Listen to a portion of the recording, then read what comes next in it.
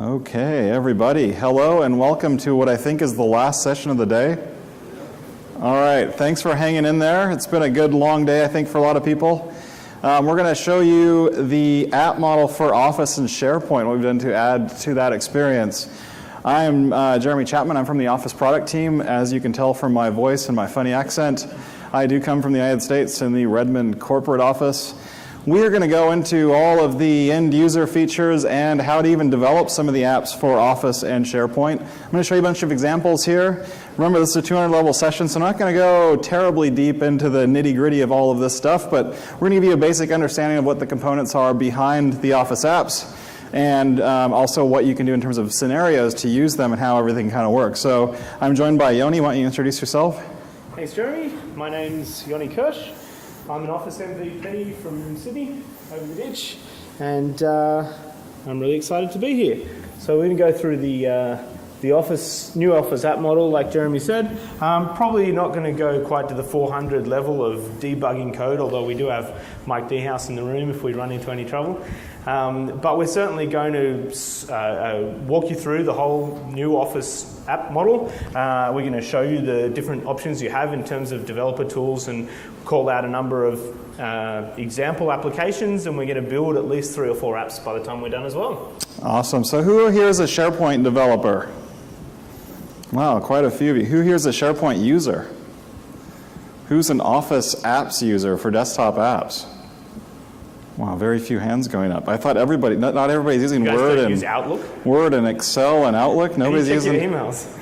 Is it just shyness as to why your hands aren't going? Okay, I'll assume that everybody's using the Office apps. All right, so let's get into this one. So what are Office apps? Basically, we have the ability to add applications into Office because apps are everywhere, right? Apps are things that people are used to consuming on their phones, on Windows 8 tablets. Every platform they're using these days basically has the apps. Why not have that inside of Office as well? Because then we can do things like call web services directly into our documents, and we can do some pretty cool things. And I'll show you. We've got ways to have Encyclopedia Britannica content going into our Word doc, Bing Maps, Bing News Search, all these different things, and then adding that into things like Outlook so we can actually see where our appointments are and get directions on how to drive there.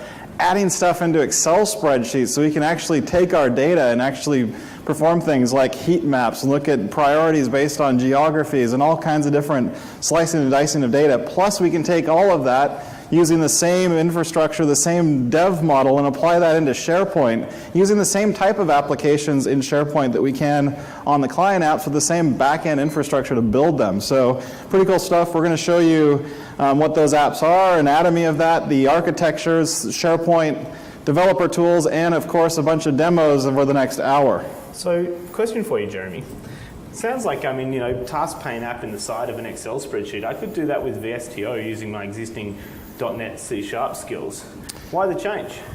So we're still going to be supporting all of the old app models inside of Office and inside the Office apps, but we want something that is basically going to be future-proof. We want to be able to not have Office load a bunch of code on the system every time I launch Excel or PowerPoint with all my add-ins that are going to be running there. We want those things to be running off the box. We also want to make sure that if I've got something like a Slate, a Windows RT tablet, an iOS device, an Android tablet, those types of things can consume the same types of apps. So it's more portable across all the different devices that you have. That's really the point here. We want to make sure that if a device can't read, all the different COM add-ins and various other things we might be using to extend Office, it doesn't matter because those other devices can do that. Everything's based on Java and HTML, giving us a lot more flexibility in terms of the endpoint device. So if we do have existing applications that we wrote with VSTO in .NET, then are they still going to work in Office 2013? In all the client applications, we will continue to support all of the extensibility models that we've had in the past. We're not deprecating that, nor have we said that we're going to deprecate that in future versions, so don't worry about those things going away. What we're trying to do is give you a bigger, broader footprint as to where you can add apps to in all the endpoints again. So we're not getting rid of stuff, we're just adding net new things to our Office clients. Hey, I just wanted to be sure, right? Of course. And most people, I think, want to be sure as well. All right, so in terms of what we're doing, we want to make sure that we can tap into all the knowledge that's out there. Because we have a lot of people that are very familiar with developing HTML, with developing Java, basically we've got a lot more knowledge and a lot more pool of IT pros out there that can do this type of development. So we can capitalize on that and really add it to the Office model. If we think about all the SharePoint developers that are out there, we can continue to use those as well. Even with the new Office app model, we can still import in some of the old SharePoint customization that we did. We can use MVC files. We can use all of those things directly and call those into the new apps.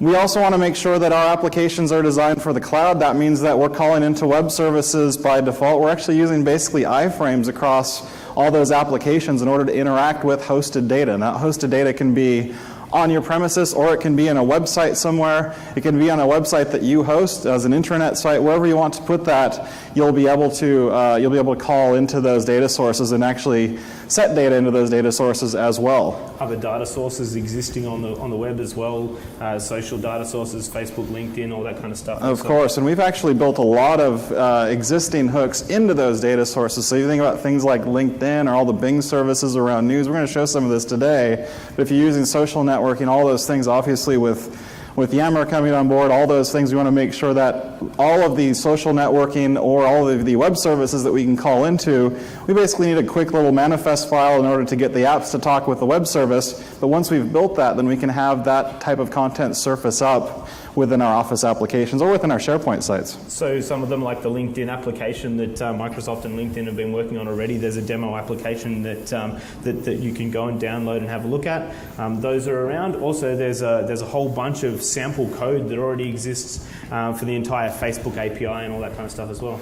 And I'll show that as well as part of this. Plus, we can do things like add SQL Azure as a basically data source where we're adding data to or taking data from. So I've got a couple of examples we'll show in the next hour where I'm actually using apps from the App Store that are already pre-built with access that's all back-ended by SQL, all back-ended by SQL Azure, I'm sorry. So that you basically got scale already built into the model, all of the, all the normal contact forms and things that you're going to build to plan events or do a storefront or do contact management, all of that's already pre-built, and you can extend that out yourselves, again, using SQL Azure as the back end for that. So a lot of new scenarios here, a lot of good value that we're adding in terms of being able to develop for that. So what that means is we have this new set of apps, a new class of apps and experiences for end users. We're using the familiar tools that most web developers at least are used to developing in, as well as other types of developers. And we want to make sure that we can deploy and maintain our apps, using common deployment tools, and also deploy and maintain them within our SharePoint sites. We can have our own corporate catalog if we want to publish apps out to users, and we can do things if we want to, like restrict access to public app stores if you want to do that, using tools like group policy if you're on the infrastructure side. So in terms of what applications are and some of the scenarios that we do, we're going to walk through some of those things in terms of what that means. I'm not going to go through all of the bullet points here, but basically we're going to show some scenarios and show some new end user experiences. The different app types that we have within the Office apps themselves.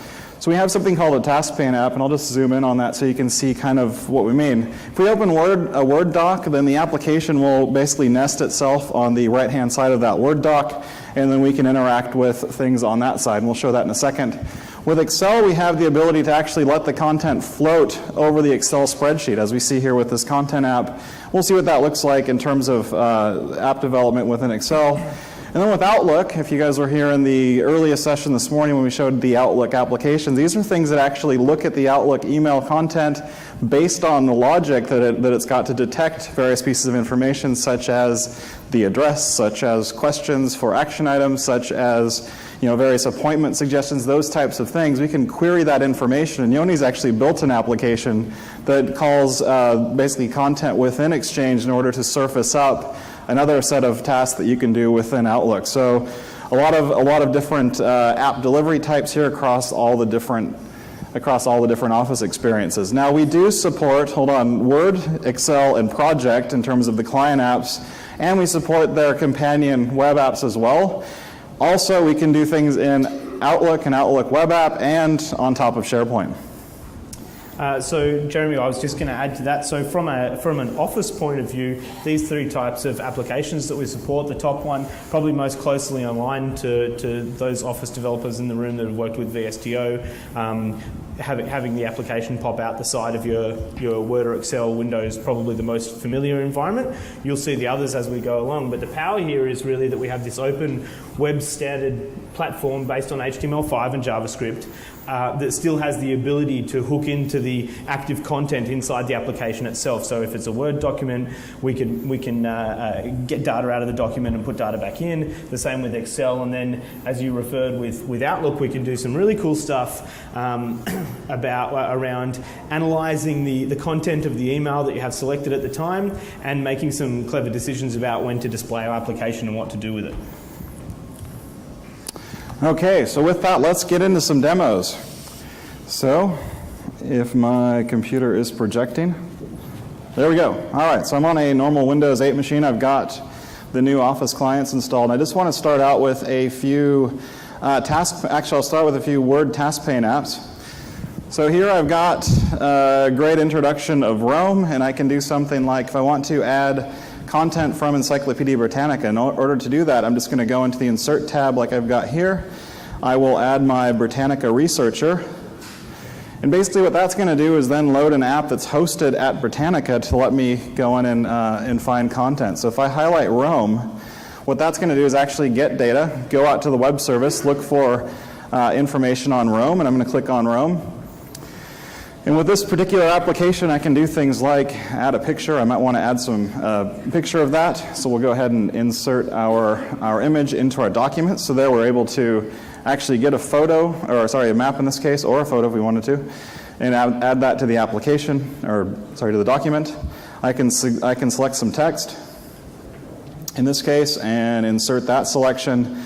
And of course, if I'm doing something like a research paper, I might want to cite where I got all that information, so I can cite all of that directly from Britannica and give them credit for all of that work that I have just plagiarized from their property. So I can basically get all of that into my document and really very easily get a lot of great content directly in from Britannica, cite them, show pictures, and all the other things I might want to have directly from their site. So pretty cool stuff that I can do with that application. Good stuff, Jeremy. Has anyone seen these applications run before on the new Office preview? Nobody. 1, 2, 3 guys people. Up wow, that's right. brand new information. So this is cool. It's new information for everyone. Excellent. So okay, so I've got another document, a very great HTML5 overview. I'm going to go ahead and look in Bing News Search and add that app. Again, I'm going on the task pane. One of the great things in the US is that President Obama is a big fan of HTML 4.0.1. And what I can do is select his text, and it will look for news stories around this. And what I can do is go in and I can go ahead and add actually that news story directly into my document if it's pertinent to what I've got in my HTML5 overview. So I can go ahead and get stuff. I can have it sent directly into my Office document. And if I want to, I can click on that Yahoo link and go straight to the source article and be able to read that content as well on the web. So that's another example of apps for Office, again using the task pane mode and showing that. So I've got one more thing I want to show inside of Word. And then here I've got a blank document. Now a lot of people use Word for actually sending out invites, sending out Christmas cards, whatever. So we've got another type of app that actually does formatting. So I'm going to go ahead and show the Avery Templates app. In this case, I'm going to select an Easy Peel address label, click Next, and I can do a pretty muffin background for my daughter's birthday or something, and I can add that, and basically it will format my document for me. I can populate those fields with what I need to do to send out invites for my daughter's birthday party. So again, another way that apps can interact with Office in terms of setting data directly into the files. So another cool thing that we can do, there's another app out there, and I won't show it, but another app that will let you train in terms of how to get you through the ribbons and the new features within the current 2013 generation of apps. But the sky's the limit, basically, in terms of what the applications can do and how they can interact with Office. Can you set up a live feed to the document? Can you what, sir? Set up a live feed, So you want to have an event handler to see if the document's changed? Absolutely. Yes. Yeah. All right, so those were a couple of task pane apps. I want to show you how I can use this also inside of Excel. So here I've got Excel. I've already got the app loaded, and one of the great things here, I've got a couple of data sets already pre-selected, and this basically shows me relationships in terms of the size of, in this case, the cost of living index across various states in the U.S. that we can see here.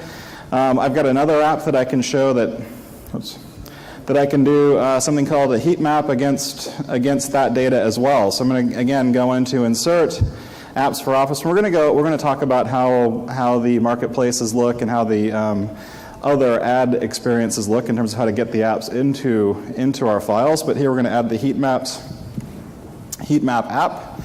And basically I'm going to, in this case, this was developed by a third-party dev. Click on my settings. I can select my data that I want.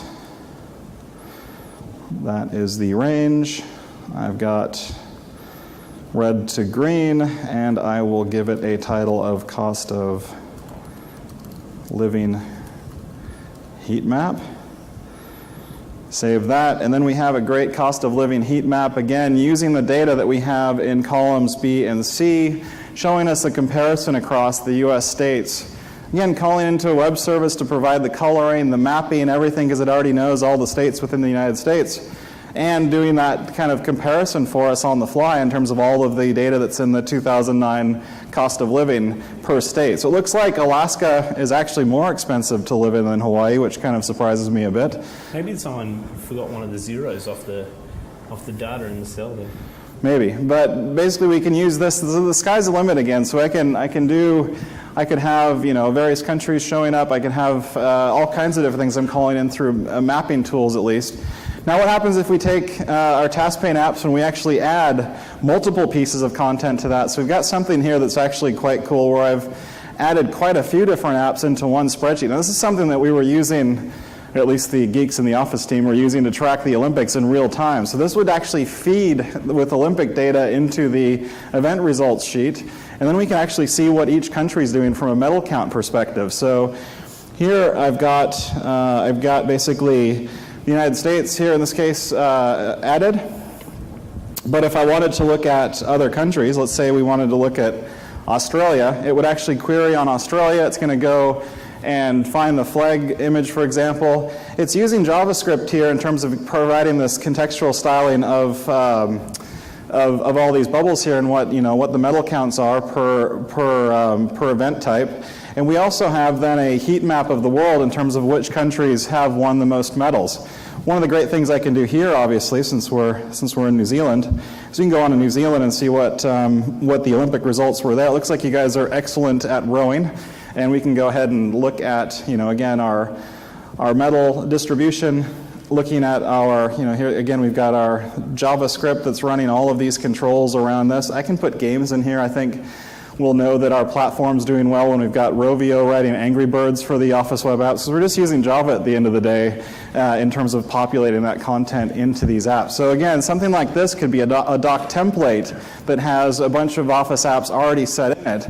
So when the user grabs that and loads it, basically they just have to go into each one of those. They're signed in. They have to make sure those apps are loaded on their Excel install. In that case, it doesn't require you to be an admin or anything like that. And they can see the same types of views that I see up here.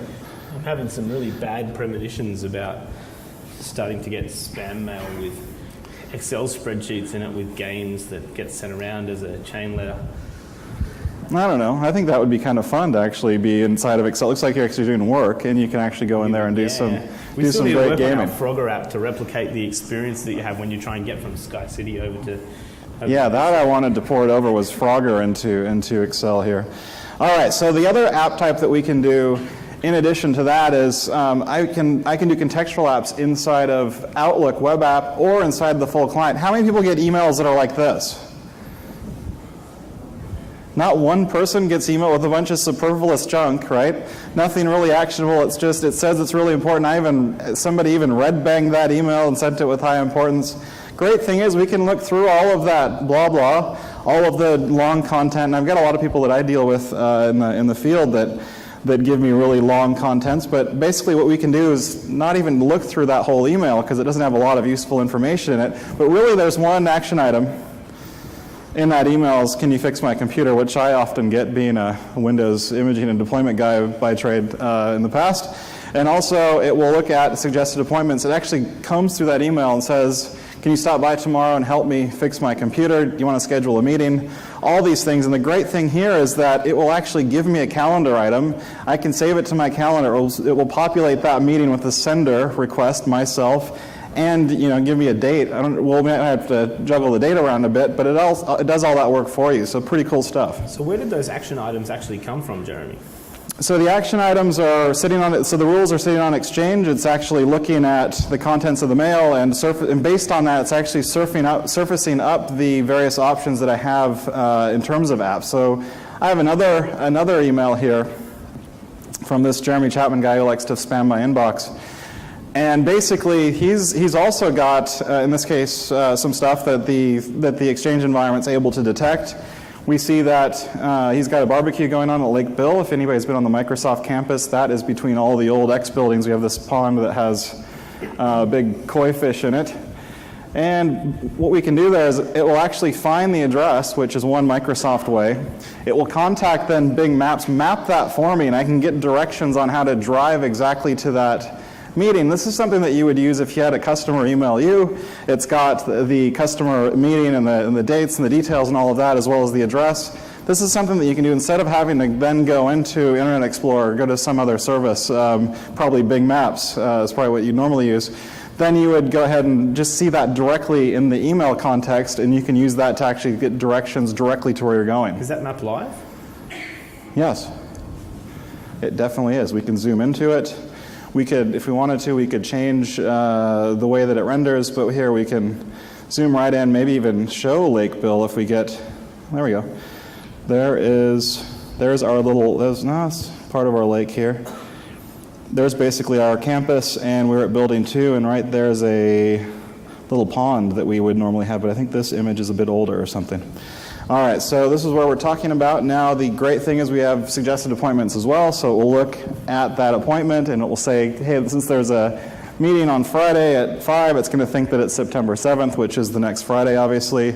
See that, and I can save it to my calendar so I get a reminder on my phone or whatever I'm using to sync with Exchange. So again, very cool stuff. And lastly, I want to show that that does actually work on the full apps as well. So I've got Outlook running with the 2013 client. It's also got the same suggested appointments, the same action items, those types of things in the full Outlook client as well. So you have the support across all the different application types. And here, let's see, our action items will load as well. I don't know if can you fix my computer? That stuff's all working on both the web as well as the full client. So pretty cool stuff that we can do in terms of application experiences across the client apps. We're going to get into SharePoint in a minute and show some of that stuff, but brand new experiences to basically connect our apps directly to web services. And just to be clear, we didn't actually have to write 2 versions of those applications for the Office web app and the Office client. They're running on exactly the same code. Exactly. So in terms of our web apps, we're again using our favorite tools. They're hosted off the box, so that's the other thing. We're calling remote data sources, and we are able to interact with content directly in the Office documents or in SharePoint if we want to allow the applications to do that. So in terms of our application model, instead of using some of our older development tools that were very app-specific in the old days, you would develop a PowerPoint add-in, or you would develop a Word add-in, or an Excel add-in, but none of the things would really mesh together. You might have different skills to do add-ins for the various different Office apps. In this case, we want to make sure that we can reuse that development across all the different Office clients. So it's basically using the same model underneath, whether I'm extending the way SharePoint is working with SharePoint apps, or whether I want to go across the entire Office suite with the same sets of experience. By suite, I mean Outlook, Project, Word, and Excel. Then all of that is unified in terms of how we're developing those apps. We're using normal REST as well as OAuth in terms of our development. You can hook to on-premises resources, as we have listed out here, IIS, Workflow Engine, SQL, or we can we can hit hosted services that we have listed out here, the Azure services that are listed there, other services outside of Azure if we wanted to use a different service provider. And also external services, SAP, Facebook, and Twitter I mentioned, because we already have applications built that will call into those various components. And also, if anyone's having a look at that on the SharePoint app side, it says HTML5 and CSS3 there. There is still full ASPX support for SharePoint-based apps and some support for managed code inside Office apps as well. Yep. All right. So in terms of SharePoint app dev scenarios, these are just some different options. One of the things that we're going to be working towards is really getting out of the mode of trying to just customize on-premises SharePoint to try to broaden that out again to where we're customizing SharePoint in a way that's more hosted, that spans across both SharePoint Online as well as SharePoint on-premises, because we had a lot of customers, frankly, that were developing against their on-premises SharePoint services, and a lot of times it was hard for them to move into newer versions of SharePoint or migrate online if they wanted to migrate online or back and forth. We want to make sure that we have a hosted model where, again, the code doesn't need to run on the box. It's just going to be manifested there, but that code can run remotely. The apps can be hosted remotely or locally according to whatever you want to architect it as. But in terms of those farm-developed on-premises, server-side apps that are installed directly on the server, those types of things we want to move towards, again, this new app model so we don't get dependent and locked into those. And certainly out in the field, this was a real challenge in a lot of SharePoint environments. We have customers that we're working with that own Office 365 licenses. They use Office 365 for their mail, for their link collaboration, all that kind of stuff. But their SharePoint environments were overly customized, and when they looked to move them to Office 365's SharePoint environment, they didn't have a high enough level of back-end access to be able to do that kind of thing. So the changes that we're talking about here certainly go a long way to breaking down the barriers that some organizations might have to actually taking the plunge and moving their SharePoint applications over into 365 rather than continually having to deploy servers and host infrastructure on premises. And from a dev tool perspective, you can use normal browser dev tools. You could use things as light as Notepad if you were good enough at generating your own code. You can use things like Visual Studio, Eclipse, LAMP. And we also have within SharePoint itself an app that you can use to develop your own app. So we're going to show something called Napa in a minute, that basically you can use a SharePoint web app to develop and generate apps for Office and apps for SharePoint. So a lot of great tools there, one new one, and then the updates to the Visual Studio tool set as well in order to support this. So just in terms of some of the things that you can do across the various deliveries, so we have just some things that you might do with Office. You can tell, basically going into the public internet, doing things like hosting up YouTube videos, mashups, reference tools like we saw in some of the demonstrations with the Office apps. We can also do that internally though. So you can do business data lookup, all those things, project tracking. We have some apps inside of SharePoint that are already pre-canned and ready to go in terms of some of the project tracking, and some things that we actually use when we're doing development timelines and things to get products shipped to market. So a lot of great apps there in terms of enabling workflows and light project management, I should say, on SharePoint side. When we go into document templates, then we can actually populate documents with multiple apps for Office directly into an Excel or a Word or document template. They've already got things already pre-populated in there. They again call these other services, and as we saw with that metal tracker, I can have multiple applications calling various different sources. And that could be, again, internal or external content. We can do some cool stuff like dashboards where we've got entire populated things that might track a whole campaign or a whole project that has different disparate data sources into it. Exactly, and it might not have been apparent so far. We're certainly going to show you the experience for downloading and purchasing and acquiring applications from the App Store a little bit later on. The point that I was trying to make is that, for example, that big metal tracking spreadsheet, if Jeremy were to save that and email it to me, it would come up on my Excel instance as well with all those applications pre-populated in there. Yes, and then we can also add that same type of development directly into SharePoint. Again, consuming the same types of apps that we use for Office, consuming the same content sources, the same types of visualizations. We can have things like weather apps and time apps, world time clocks, all those types of things as smaller apps. We can do full SharePoint pages that are complete SharePoint apps. So I'm going to show you, for example, we're hosting up these access databases that are back-ended by SQL. These are things that you can use right now as storefronts and start testing those. In fact, I think you wanted to use that for your own consulting business, start managing projects directly with that SharePoint front-ended and access with SQL back-ended database. There's so many different scenarios. There's scenarios for applications that are really directly interacting with the document or the spreadsheet itself. There's also some really interesting scenarios around apps that are just some useful information or some useful functionality that doesn't necessarily have too much of a close tie to the data, but is nice to kind of be slammed into the corner of say Word, for example. So something that was streaming video content or relevant news articles or something like that. And from a development standard, it's all goodness because we have the shared model across both the Office app side as well as the SharePoint app sides. For the Office applications, we can call into SharePoint or other data sources. On the SharePoint side, same thing. We can also use local SharePoint. We can use remote web sources for getting and setting data. So you see that we've got a shared model in terms of how these things work and how they react when I'm consuming through Office or through SharePoint directly.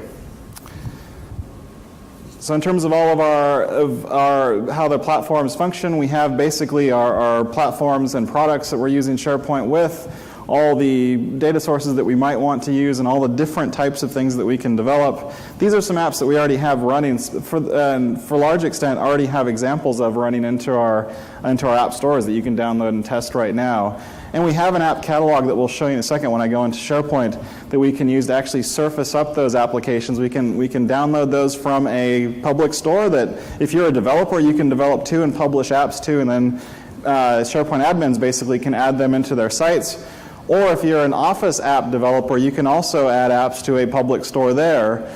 You can basically have a private catalog or public catalog submission, and if you have a private catalog, an organizational catalog, you can bulk buy applications from the public store if you want to approve the apps, and you can do things like use policy to turn off applications to be loaded from the public store until you've approved them so that you can control exactly what users see and experience.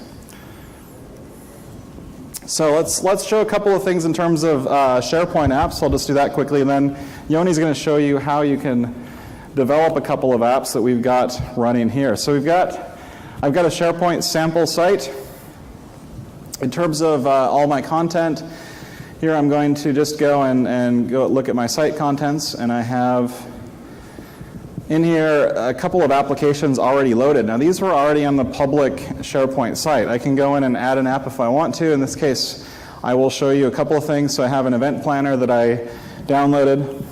That event planner's basically got all the things I would need to do to plan an event. In terms of just a basic tool to do that. We've already pre-built that for you to invite people, create sheets. Of course, if you're from the United States, you have to create insurance waivers because everybody sues each other. So that's already built into the application. So very useful, very easy then to get up and running because you can basically populate our application catalog, and you can use that to build into your sites directly.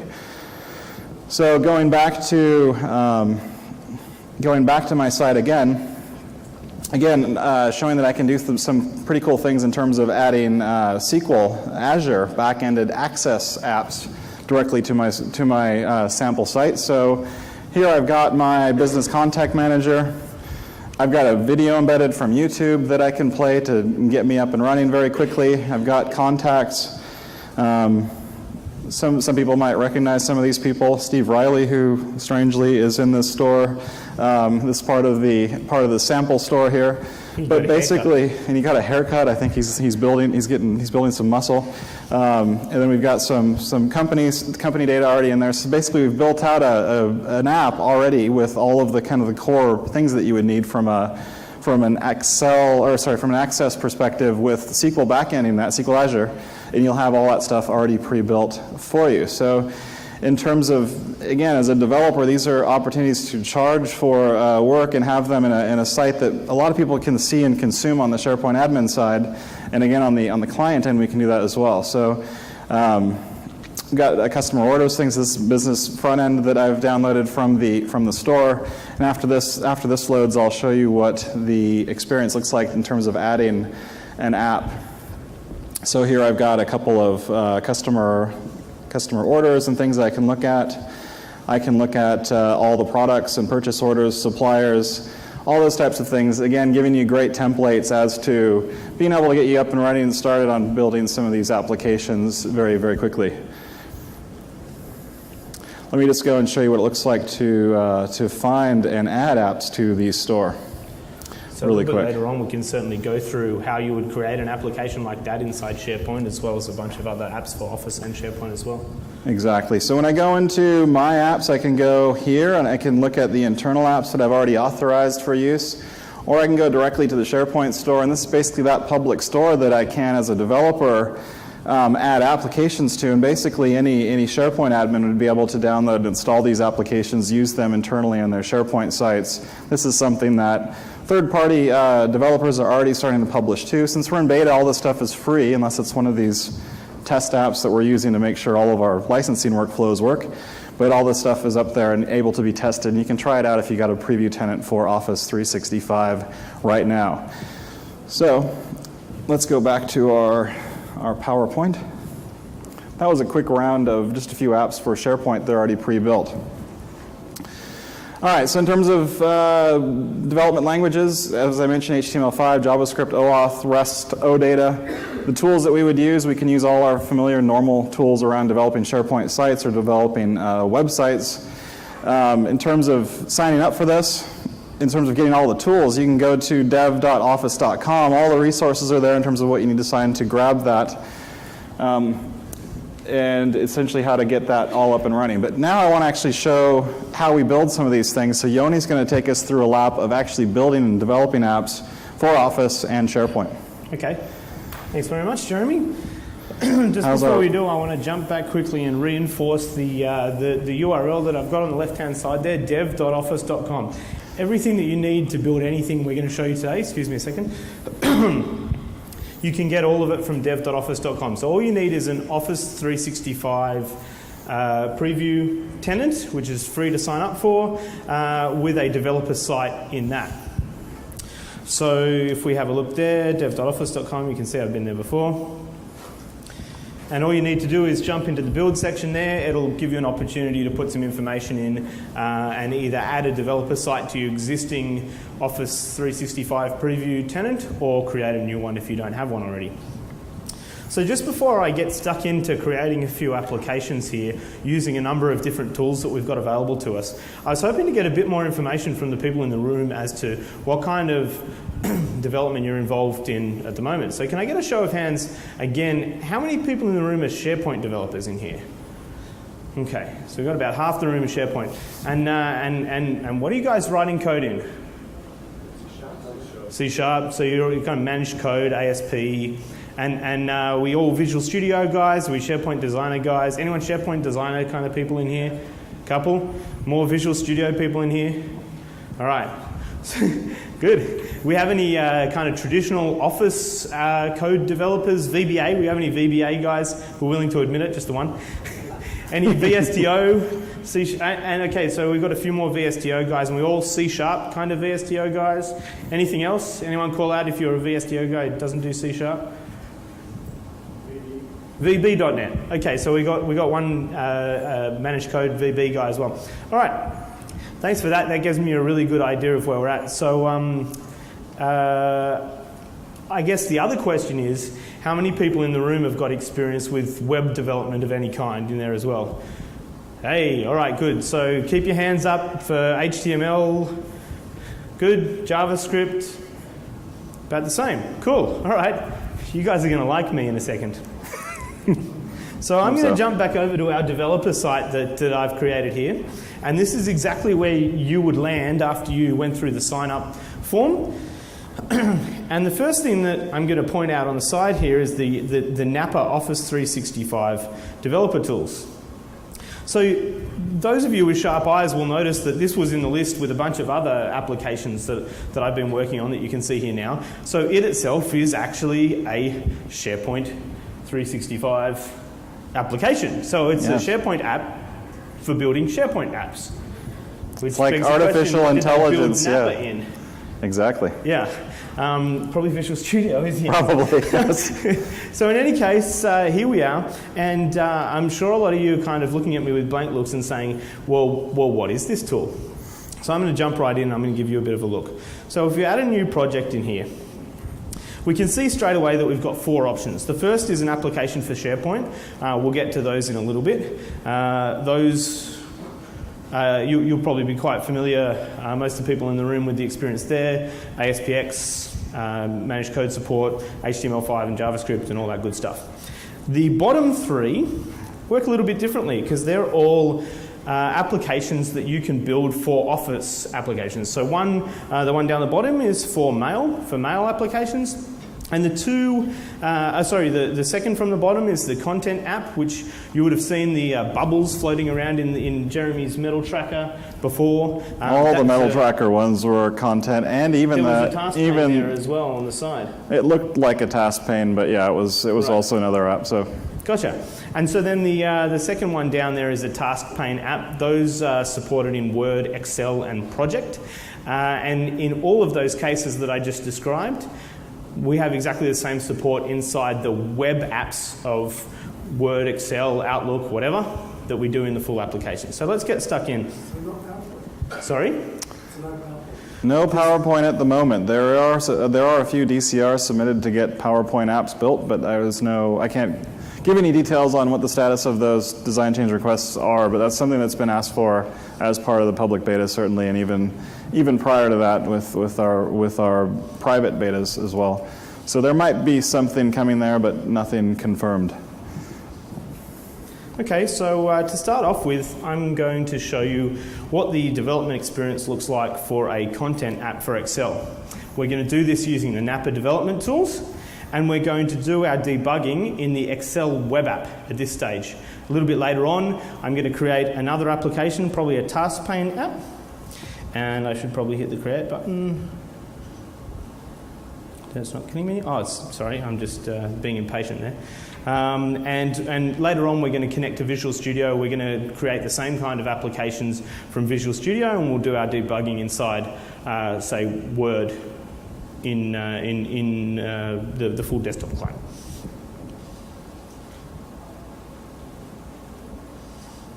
Oh, there we go. There we go. Someone's... can you guys just turn your torrents off for a minute? Because this is just slowed down a little bit on us here. Anyway, so let me step you through this. You're probably thinking, wow, this looks a little bit familiar. It's kind of like a cut-down version of Visual Studio. You know why it looks like that, Jeremy? Probably because it is. It is a cut-down version of Visual Studio. So what do we have in here? We've got some content, we've got some images, and more importantly, we've got 2 files.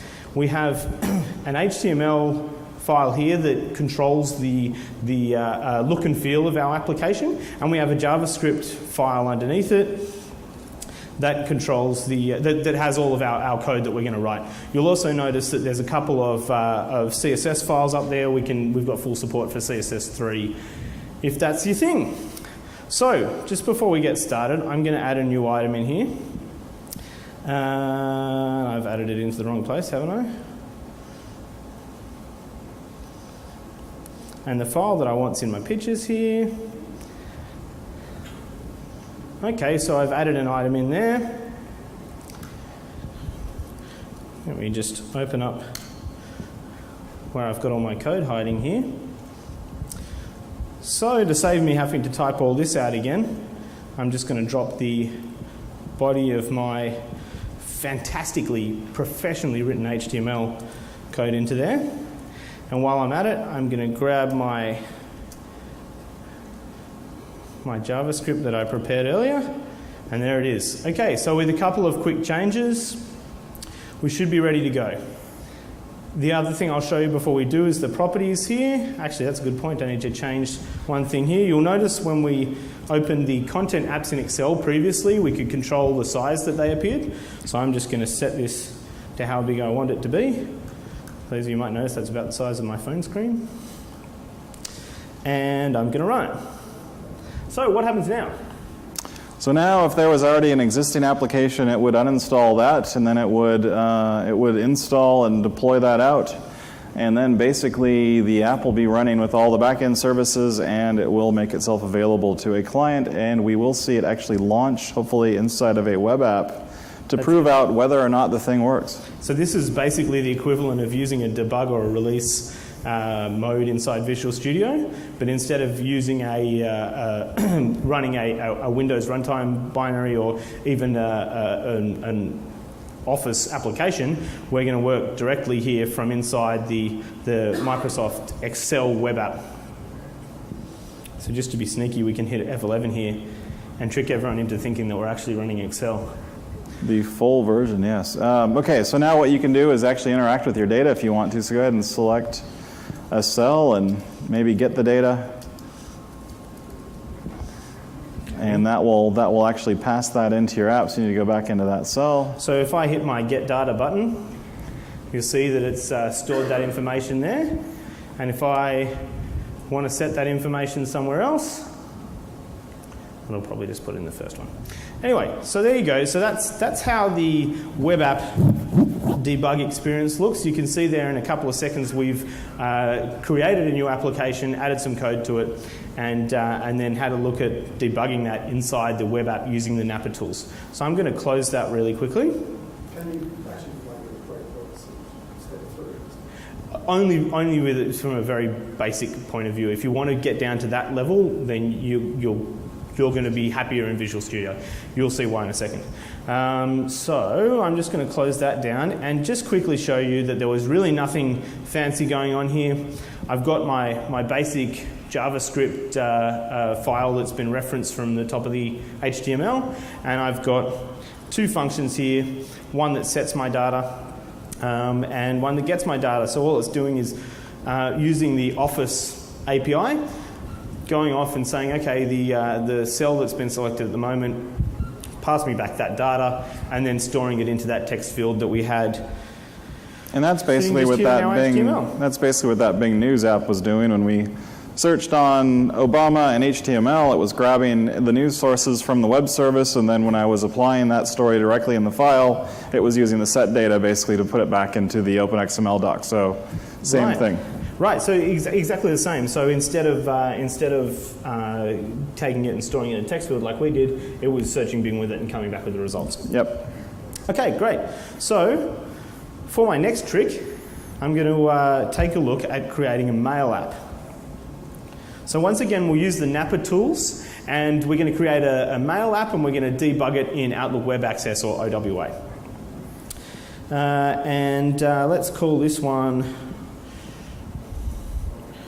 Mail Data App. That's very creative. Sounds like you should be working at Microsoft. Hey.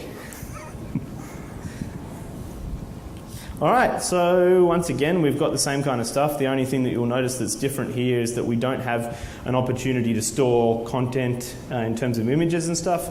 Just a little bit of a difference in the way that the model works, but the code is all exactly the same. So once again, I'm going to jump back to where I've saved all my code here.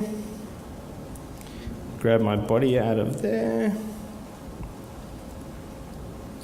And all I've done here is just created a div with a table in it and a few fields that we're going to consume from our JavaScript. And back here again, I've got one function that I'm going to call, and that's going to grab some content out of mail as we open it. So I'll just quickly drop that in there. Okay. Once again, we've got a properties set here. We can make any changes, set the height that we want, anything like that. Let's run this and see what happens. Now, because this is a mail app, we need to provide it with the password so that it can actually get into my mailbox. Mm-hmm.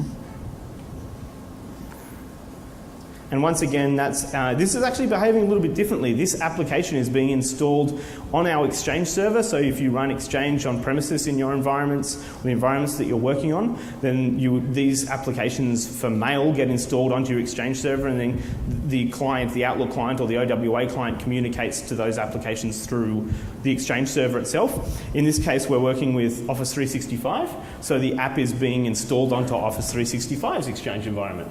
Yep. Hey, I was going to say, should we give away a BMW while we wait for this to load? Why not? All right, so what was the app type that we can use in Word of the different app types with Office apps? Yes. Task pane app, yes. You won a BMW. You were the first to answer. All right.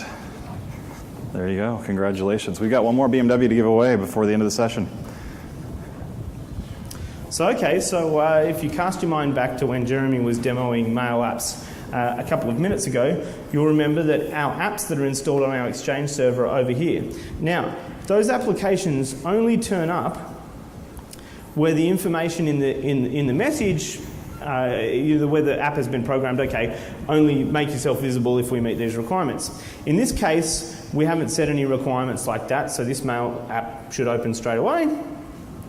And you'll see pretty quickly that it's going to go off and it's going to fetch some information from the content of the email itself. Now, if I go to a different email here, fortunately I only get spammed by this Jeremy guy lately on this mail alias. But the purpose of this application was not to show you some really cool functionality, but more to give you an idea of what interactions you can have with mail apps. So you'll see here that we've fetched the recipient name and email address and the sender name and email address out of the email. So you could then use that information to go and search a web service or a SQL database that you had some information in, and then be displaying that information. If you had anything federated that showed that these users also had a LinkedIn account or any of that type of stuff, we're going to be using that type of information on these other social apps, for example, to mix and match people. So the hooks in the Office API that I've used to fetch that information is exactly the same code that the LinkedIn app uses to figure out, hey, look, you've just received a message from Jeremy, so I'm going to go off and search your LinkedIn account for Jeremy Chapman. For his feeds. And bring back that information. Exactly. So that's how Outlook apps work. Do you have to wait for the email item to be selected, or can you actually take it? The mail has to be selected before the query actually takes place. Part of this is also that we want to make it kind of contextually driven based on your usage, and also that we don't bog down the applications from loading. So everything's working in real time as you actually execute the application once the app's already running. And if you see how the experience looks in Outlook, the application itself is actually kind of sitting in the mail object rather than the mailbox object. So it's correct. Yeah, it's running in context of the item that you're looking at. And you can actually run those not only in the preview pane, but also if you pop that email out as well. So it's in the item view rather than the mailbox view. All right, so moving right along, I'm going to create a task pane app. TechEd task pane.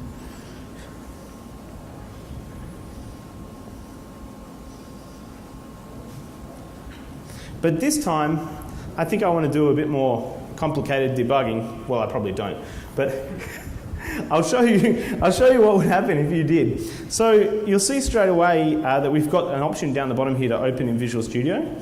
And when we pick that, we just get this small 116K manifest file that we can download straight away.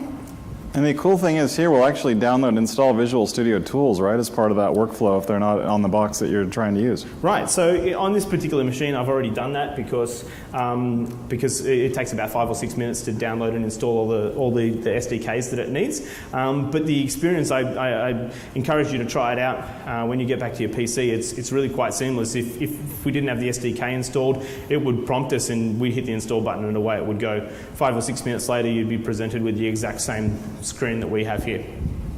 So we've got our application sitting here inside Visual Studio, and you'll notice once again we've got our properties sitting in the XML, the same as we did inside the Napa tools.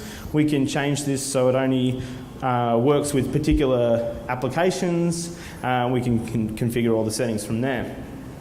Once again, we've got a resources section, and I'm just going to go right ahead and add another resource that I think I'm going to want for this one. Let's put that background file in there. And again, you'll see we've got our HTML files and our JavaScript. So let's have a look at how that experience hangs together when we're using Visual Studio. So if we go into our HTML here, and once again, I'm just going to drop the body of my code that I want in there. Where's my task pane? I don't need to change anything with this one. I'll just use the default app.js file. I think there's enough stuff in there to do what we need to do. Yep. Okay, so now that we've got that, I'm going to do a release build. And straight away, this is figured out, okay, I'm going to launch this with the first application that I feel like. In this case, it's Excel.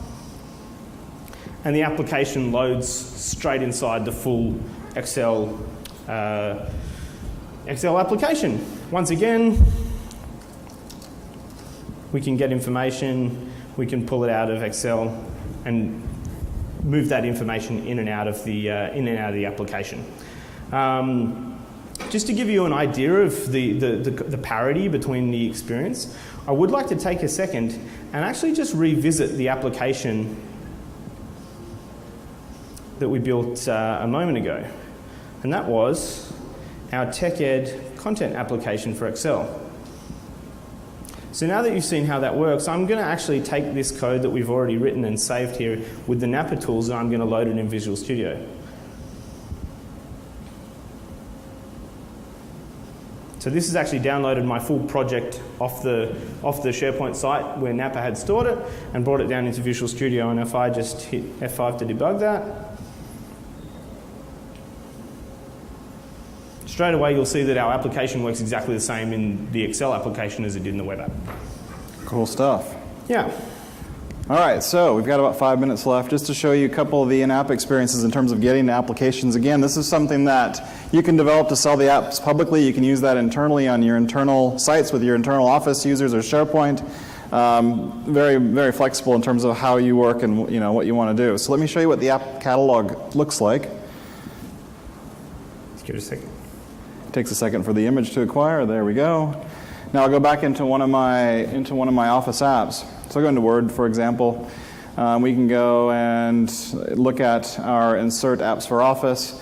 And here, if we go and look at the See All command, it's going to show us all my apps that I already have installed. If I have an organization, I can actually publish apps. So here, for example, I've got my corporate app store. I've got the geologic heat map that I've got site license for all my users. I can give that to them. I've already got it installed, so it doesn't show up on my particular Word store.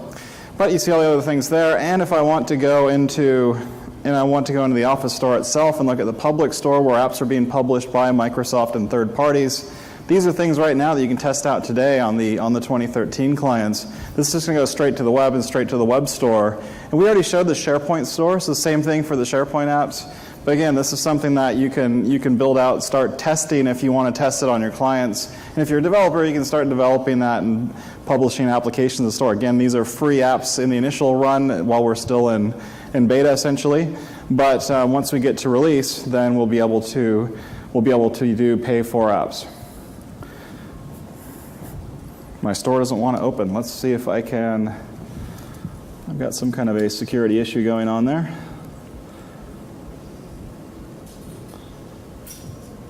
Our internet has been a little bit up and down. So Why don't you flip over to me while you're loading? I'll flip on back to Yoni's and we'll have a look at. And I'm going to develop the fastest SharePoint application you've ever seen. I'm conscious that there's a lot of SharePoint developers in the room, and I did not want to let it go without making sure that I showed you that the experience for developing for SharePoint is exactly the same as what we've been working with for with Office apps. So here's what I'm going to do.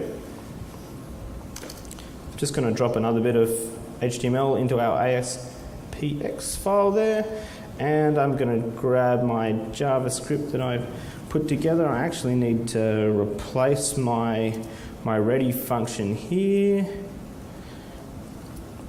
Cool. And then I need to drop in a few more functions here.